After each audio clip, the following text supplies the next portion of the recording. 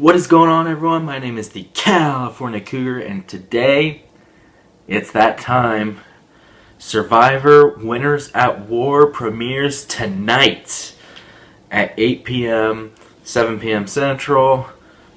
I'm hopefully going to be watching tonight, although I may not be watching until tomorrow because, West Coast times work differently.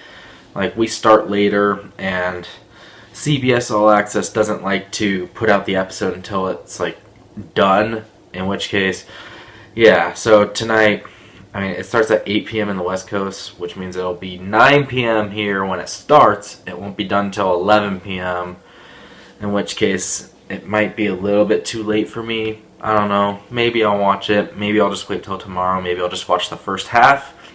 I don't know. But either way, Survivor Winners at War premieres tonight. A lot of people are going to be watching. So before the premiere, I want to do some power rankings. Now, this list, I have the survivors ranked from 20 to 1. Basically, for who I think has the best chance of winning. So basically, 20 means you have the worst chance of winning. 1 means you have the best chance of winning. Now, keep in mind, this isn't necessarily a boot list. Like, the person I put at 20, it doesn't mean that I think they're going to be the first one voted out. They might even make the merge. You never know. There's also Edge of Extinction involved, so of course I had to do my rankings around that a little bit. So, yeah. There's a lot to put into this list here. Like, you gotta take Edge of Extinction into account, and, pre-game alliances, all that stuff. So, yeah, that's what I based this list off of, mostly, and, how big of a threat they were in the past. Do I think they can last long? Do I think they have a chance to win the Edge of Extinction challenge? Pretty much all of that. You have to take all of that into account when making this list. So, without further ado, let's get started right on this list. Coming in at number 20, I think this one's pretty obvious. I have Sandra. I just think she has no chance of winning. She's the only 2-time winner here. There's no way in hell anyone's going to let her get to the end and have a chance to be a 3-time winner, because if she does get to the end, I think she wins automatically, pretty much. But again, no one's going to let that happen. And if she does go to Edge of Extinction, she's always been terrible at challenges. She's never going to win the challenge, especially when you have challenge beasts out here like Nick, Parvati, Kim, Boston Rob, and many others that could easily just destroy her in a challenge. We saw how terrible Sandra was at challenges in Heroes vs. Villains and in Pearl Islands. So I just don't think she has any chance whatsoever. Sorry to the Sandra fans, and sorry to Sandra, but the queen's not going to stay queen this time. Might even get a king. Who knows? But yeah, Sandra, I have at number 20.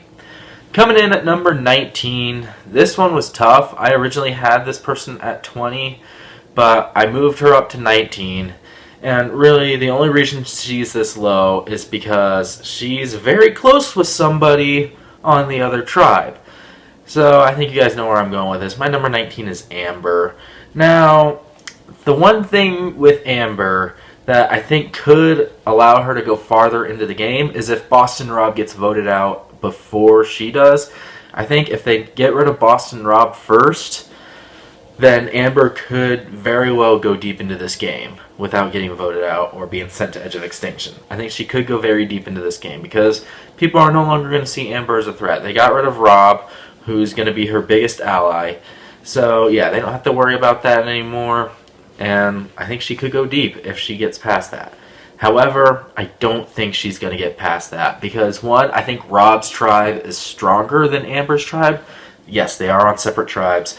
I do think Rob's tribe will win more challenges. That tribe just looks way more stacked than the red tribe does. So that's just my personal thoughts on that. But yeah, I do think Amber could survive the first couple of votes because she does have Sandra on that tribe. And there's also one other player that I'm going to get to in a little bit that I think could be a bigger target than Amber. But really, I don't think she gets past the 3rd tribal, or that her tribe goes to, unless Boston Rob is voted out first. But I think Boston Rob survives at least 1, maybe 2 tribals as well. But yeah, we'll talk about Rob in a little bit. But yeah, Amber, I just don't see her doing too well, especially if Boston Rob. Yeah, Rob's tribe could also say, oh, we need Rob for challenges, because Rob's one of the biggest challenge beasts out there. He's really good at puzzles, so they could keep him around for that. Amber, I don't really see the need to keep her around that long. So, yeah, unfortunately, Amber is at 19. She did win immunity in All-Stars. She also hasn't played since All-Stars, so, I mean, that could be an advantage, that could be a disadvantage, but really the main reason she's this low is because of her association with Boston Rob. And I just, like, I don't see her getting back in on Edge of Extinction either. She just doesn't seem like a challenge beast type. Who knows? Maybe she will be one of the biggest challenge beasts of the season, but I just don't see her like that. So yeah, Amber is at 19. Now at number 18, this one might be a little bit controversial. It might be a little bit too low for some people, but this person, with the interviews and everything, she screams first boot to me, and that's Sarah Lucina, winner of Game Changers. Like, just the tribe that she's on, and like the fact that based off of a lot of interviews and a lot of videos that I have seen, a lot of people are scared of Sarah. A lot of people are like, oh, she went from cop to criminal, what's next? I don't know what's next, but it can't be good. And just the way she acted in her interview, she's like, I voted off Sandra. Does that make me the best of all time? Like, no, it doesn't. Come on, Sarah. Like, you may have been good in your Game Changer season, but that doesn't mean you get to act like all cocky. So, yeah, just based off of all that, she just screams first boot to me. And I'm sure she'll do fine on Edge of Extinction, but again, she doesn't come off to me as like a big challenge beast. Granted, I mean, if Brad Culpepper weren't on Game Changers, I think there is a good chance Sarah could have done better in challenges. And I think she's more of a challenge. She'd be better at challenges than someone like Sandra or even Amber. But I don't know. With so many challenge beasts out there, I just don't see her doing too well at Edge of Extinction when it comes to challenges. So yeah, that's kind of why I have Sarah so low. Up next at number 17. This is another controversial pick, but I have Tony at 17. And the reason why I have Tony so low is because, again, he just seems like someone that's going to be could be the first boot, could be the second boot. He's on the same tribe as Sarah, who he was a big rival with in Cagayan. He's also on the same tribe as Sandra, again, big rival, this time in Game Changers. And of course, like, there's just so many people that see him as a threat. And he played one of the most aggressive games, and I just don't see that working this time around. He said he's going to change up his strategy, and maybe he will. Maybe he'll surprise everybody. But, yeah, again, he's not a challenge beast either, so I don't see them wanting to keep him for challenges, or if he goes to Edge of Extinction, I don't really see him being the one to come back in. But, yeah, Tony, I mean, his threat level's pretty much through the roof here, so yeah, I just don't see Tony lasting very long. And if he goes to Edge of Extinction, I don't think he ever comes back in. So, I mean, there are some people that do want to align with Tony. I could see someone like Jeremy aligning with Tony, or maybe even Ben, or somebody else. I don't know. But, yeah, I just don't feel too good about Tony's chances here. Alright, coming in at number 16. A lot of people have him much lower than this, but I have him at 16. That's Boston Rob. My personal favorite winner. In my eyes, one of the greatest winners of all time, if not the greatest winner of all time. But yeah, I have Boston Rob at 16, and that's just because he's going to have the biggest target out of anybody. The reason I have him a little bit higher is because, again, he's a challenge beast. Maybe people will think, oh, we need him for challenges or to like start fires or something like that. And then there's the Edge of Extinction challenge. Like, I think if Rob makes it to the Edge of Extinction challenge, there's a pretty good chance I think he wins that challenge and gets back into the game. And then, like, let's say Edge of Extinction, he comes back in at Final 6, right? So, at that point, he only needs to win 2 more immunity challenges, and then he's in the Final 4. And I can guarantee you, he's not losing the Fire challenge if he gets there. So, yeah, like, we've seen how well he can make fire. He's made hundreds of fires. He's going to start fires really fast, so yeah, he's not losing that fire challenge if he's there. So that's really the only reason I have Rob higher than some people. But again, he's going to be a big target. People are going to be targeting him early. The question is, can he last? Can he win Edge of Extinction challenge? And can he win his way to the end? And if he does get to the end, I think there's a good chance he could win. There's a very good chance he could win. But again, it really depends. But yeah, I think he's got a good case if he gets to the end. He could be like, everybody's been targeting me, so I'm here. Like, no one could beat me in immunity challenges, and I had to fight my way here. What else was I supposed to do? So things like that. And plus, if they bring back that Edge of Extinction immunity idol twist, like especially if Amber's still in the game, this is why I have Amber so low, is because of that twist, really. Like, if Amber's still in the game, then yeah, he already has somebody that he can give it to. But yeah, anyway, Boston Rob at 16. I don't really think there's anything else to explain here. Coming in at number 15, this guy, I mean, I don't really know how well he could do this season. I have Ben at 15, and again, I just don't know about Ben. I don't know how well he's going to fit in with the rest of the group. He's one of the newer winners, and like, he had to fight his way to the end as well. So idols, advantages, like, he's not going to be able to rely on that as much this time around. And I just feel like he's going to have trouble getting into an alliance. Not a lot of people are talking about him. I feel like he'll at least make it far enough to like the swap, but then he could easily be swap screwed in this game. Like, he just seems like someone that, like, I just don't know with Ben. I really don't. I don't know if he's going to be able to last, and that's pretty much why I have him that low. He's not a really big challenge threat either. So, yeah, I mean, if Boston Rob is around long enough, he can, of course, use him as a shield, but he also wants to get rid of him first based on interviews. There's several people that want to get rid of Rob first. But, yeah, a lot of people, the way he played in Healers Hustlers, I just don't see that working well for him this time. So that's why I have Ben at 15. Coming in at number 14 is another newer player, and this guy as well. Like, I don't know how well his strategy is going to work this time. That's Adam Klein. Adam, I mean, he doesn't really have any relationships with anybody. Same with Ben. And, like, again, I just don't see how well he's going to fit in. Pretty much the same reason as Ben. I do think he'll have a little bit better of a chance because he won't be as big of a target as Ben, I don't think. But again, I just don't see him doing too well here. So I don't really have much to say about Adam. He's a good player, but I just have him a little bit lower on the totem pole here. So yeah, number 14 is Adam Klein. Number 13, I have Sophie Clark at number 13. Now, Sophie, she's my least favorite winner of all time, if you had to ask. Like, I did not like her in South Pacific. I thought she was acting like a stuck-up spoiled brat the whole time. She was in that cult of an alliance, which is just awful. And yeah, of course, she owned Coach in the final tribal, but that's really all anyone remembers her by, I think. She's not going to be targeted early. She might even make the merge. But again, if she goes to Edge of Extinction, I don't see how she gets back in. She's not terrible at challenges. She actually won the final immunity challenge. She beat Ozzy. So there's that. She is a smart player. So I think she can get to the end, but even if she does get to the end, how is she going to win?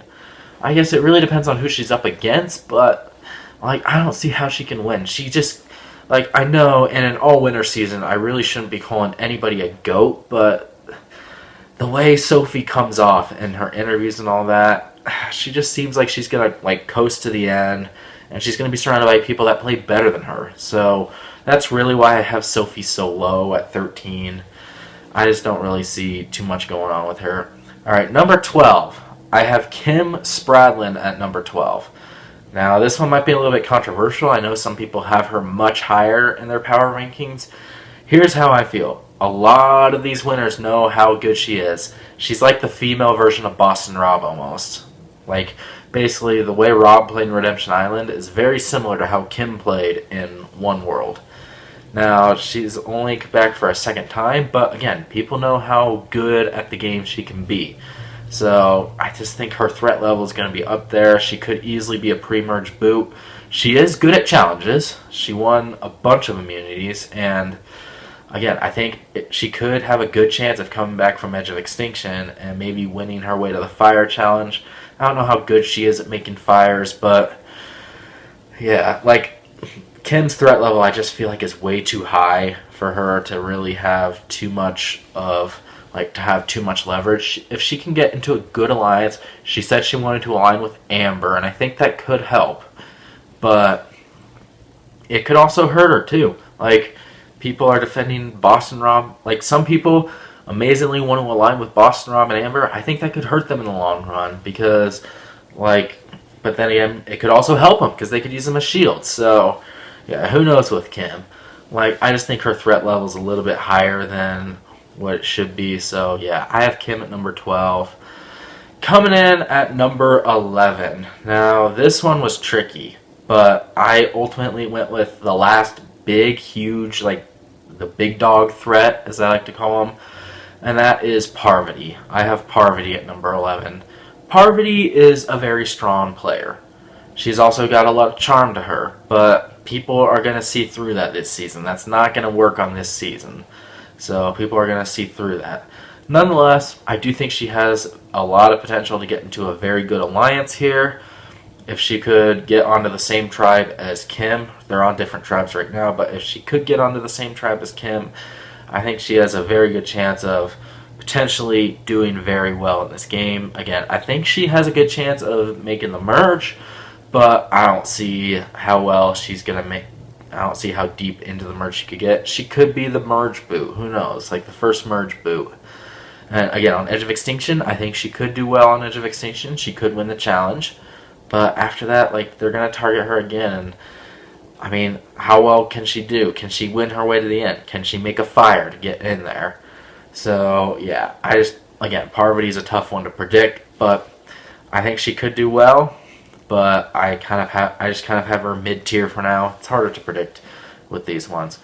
All right, so number 10 is another kind of more middling player, more of an old school player, and that is Danny Boatwright. So Danny Boatwright, she hasn't played since Guatemala, so she's gonna have to adapt for sure. There's a few other players that are gonna have to adapt as well, but like she also hasn't played with anybody on this game, so she's not really gonna have any pre-game alliances.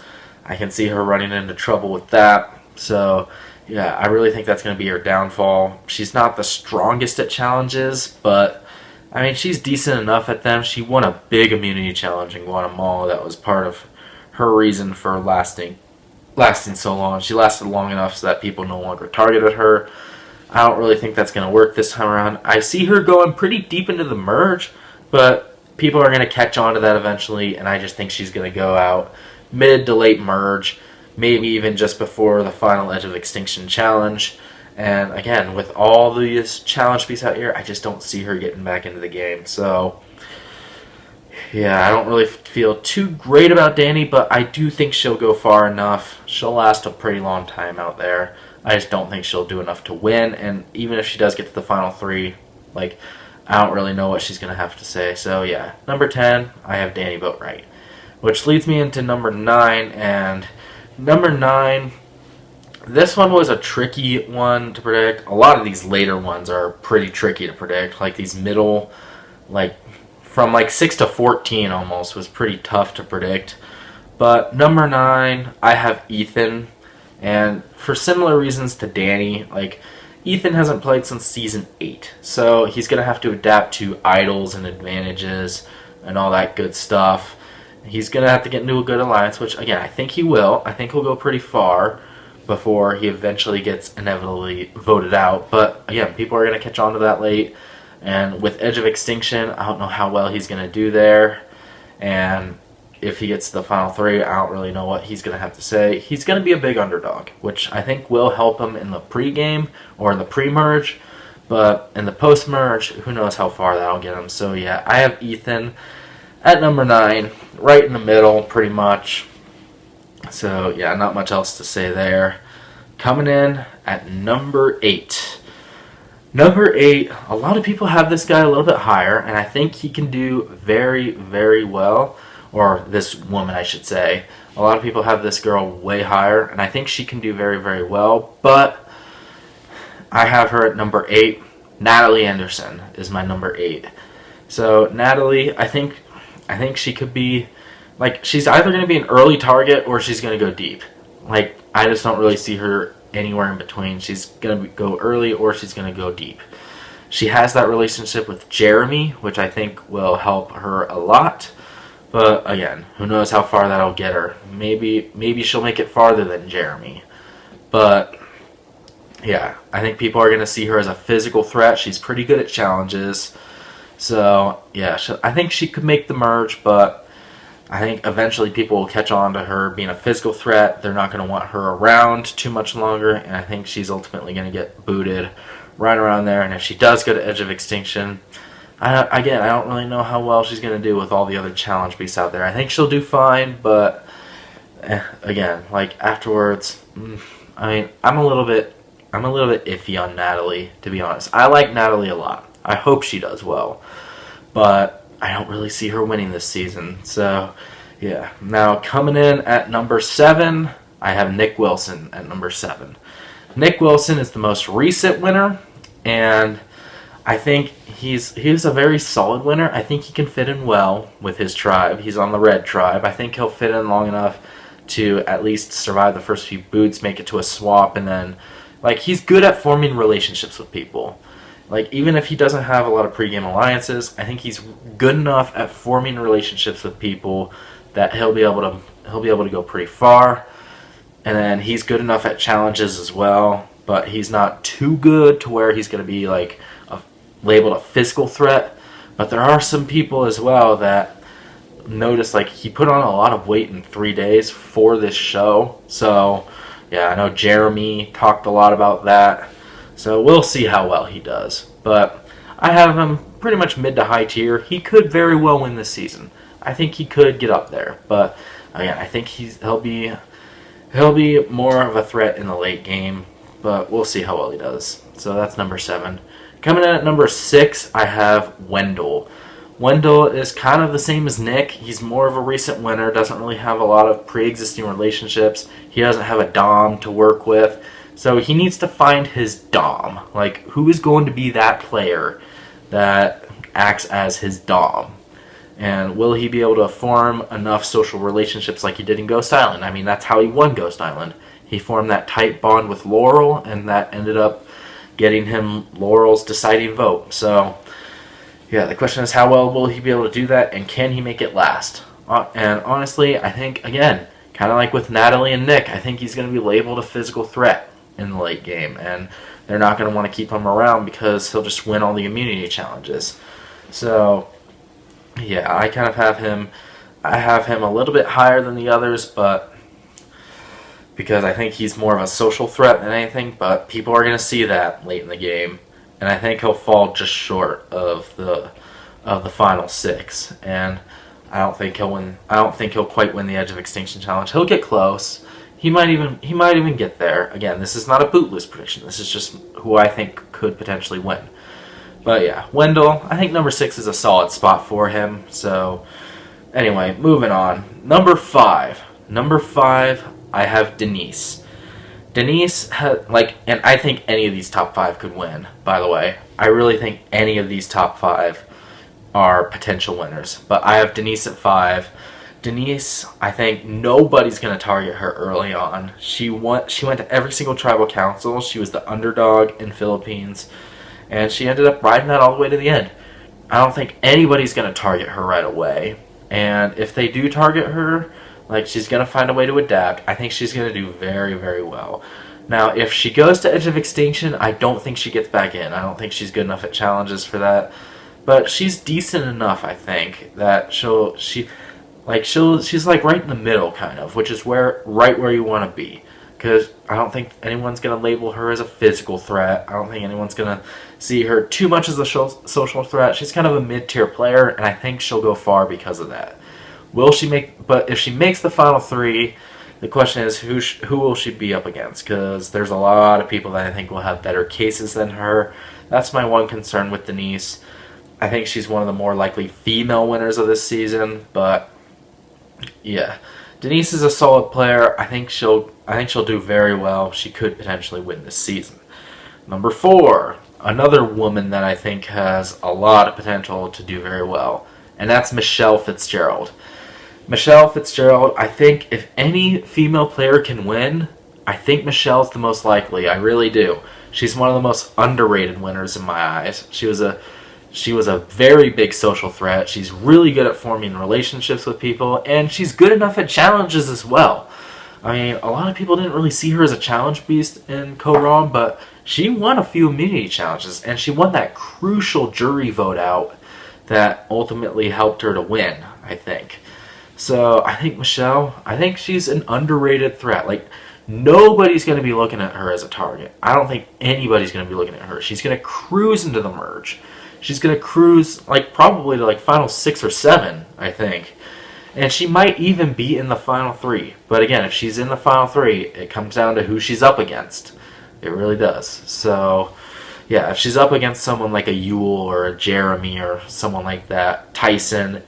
But, yeah, I think she could be in the final 3. In fact, if I were to make a boot list, I would have Michelle in the final 3. But again, it really comes down to who she's up against. And I just think there's a lot of people that can beat her. So, yeah, I love Michelle. I hope she does really well. And I think this might be controversial. I think she deserved to win Cougar. I think she was honestly the best player of the final 3. I know that's not a very popular take, but that's just how I feel. So, yeah, I have a lot of high hopes for Michelle this season. I think she's going to do very well. Number 3, 2, and 1, they're all kind of interchangeable. So, yeah, my number 3, 2, and 1, I did kind of mention them already. Yule, Jeremy, and Tyson are my top 3 who I think have the best chance to win this season. If you were to ask me the exact order, I would say Jeremy at 3, Tyson at 2, Yule at 1. So, yes, as of right now, Yule is my winner pick. But let's talk about Jeremy and Tyson first. So Jeremy likes to use meat shields. I mean, he did that in Survivor Cambodia.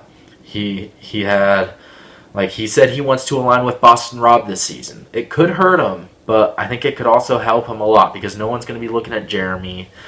So, yeah, they're all going to be focused on Rob. So I think if he uses that meat shield strategy, I think it could work out for him. He's also a big physical powerhouse. He was really good at immunity challenges. That could also potentially hurt him, but it could also potentially help him. Because again, if he uses that meat shield strategy, I think it could very well work for him. So yes, Jeremy, he's also a very big social threat. He has a lot of social bonds. Like, again, he had that relationship with Natalie in Survivor San Juan del Sur. So he had that whole thing with Natalie. And I think he could use Natalie in this season as well to do very well. Also, people like Ben, I could see aligning with him early on. I could see someone like, I don't know, maybe Tony or Wendell helping him out a little bit more. We'll see. But I think Jeremy, I think he's a very good player. He just looks like he's made for the game of Survivor. And I think I just think he's gonna do very well in this season. He could. The only reason I have him at 3 is because I think he just falls a bit short. I think he goes out in the final 5. That's my guess. I think he's finally voted out there late in the game. I think he falls just a bit short. If he's in the final 3, I think he has a very good shot of winning. But I think he just falls short. So that's why he's number 3. Number 2, I have Tyson. And Tyson, like, he's grown up a lot since Token Cheens. He went from being like a big troll, and while he still is kind of a troll, he's also grown up a lot. He's played with a lot of strategy. He knows how to make all those relationships. Like, he's good friends with Boston Rob, and I think he could form other bonds as well with someone like Yule or Ethan or Nick or anyone else out there. I think he could do very well. And I think he will do well. He's also good enough at challenges, but again, not quite too good. He could go with the same strategy as Jeremy and just kind of have these meat shields out in front of him. But yeah, like Tyson, I think the one thing is, like, will he be voted out before the final 3? I think it's the same question as Jeremy. Will he be good enough to get to the end, or will he be voted out just short of the final 3? It's really what it comes down to with him. But I think if he's in the final 3, a lot of people expect him to be in the final 3. He's got a lot of good interviews. His interviews look good. So yeah, I could easily see Tyson making the final 3 and winning this game. Number 1 for me is Yule Kwan. I think he wins this season. I really do. Yule is very intellectual. He's very smart. He's not too big of a physical threat. He's just he's an all-around player of this game. And I could see him I think the one knock against him is Parvati knows how smart he is. A lot of people forget that he played with Parvati. So yeah, Parvati knows how smart he is, but he also knows how smart or how good Parvati is. He knows that these bigger threats could be used to help him. He's a very smart, intellectual player. So I just think Yule has everything that he'll need. I think he'll get a couple of late game immunity challenge wins that'll ultimately propel him into the final 3. And the other question is fire. How well can he make fire? I think he'll be able to make fire very well. And nobody is talking about Yule. No one's talking about him. I think that's the biggest thing going for him. No one is really talking about him. A lot of people think he doesn't really have any pre-game relationships. Again, Parvati. But yeah, a lot of people don't think he has any pregame alliances, and I think that could play into his advantage. I think he'll adapt to that. He's a very good social player as well. He'll be able to form relationships. I just think Yule has what it takes to win this game. I really do. And I think Yule is going to be crowned the king of Survivor Winners at War. I have Yule winning this season. So yes, there is my power rankings for Survivor Winners at War. What did you think about him? Leave them down in the comments below what you thought, and make sure to leave your power rankings down below as well. Who do you think is the most likely to win Survivor Winners at War? Let me know down below. Make sure to hit that thumbs up button on this video if you enjoyed it. Make sure to subscribe to my channel for more videos to come in the future. Not really sure what I'm going to do next, but I'll think of it in due time. And yeah, again, make sure to subscribe to my channel for more content to come in the future. And until the next video, once again, my name is the California Cougar. And always remember, stay California cool. Peace.